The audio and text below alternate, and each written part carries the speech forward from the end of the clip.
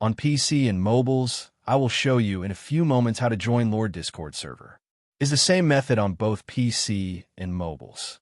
For this, we will open a browser on your PC or mobile, can be whichever. In my case, I will use Microsoft Edge.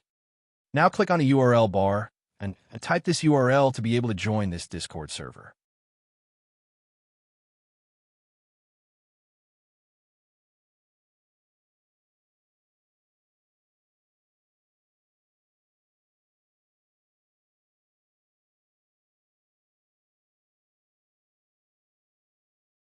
Doing this will automatically start your Discord application if you have it installed. Then click Join, and you will have access to the Discord server.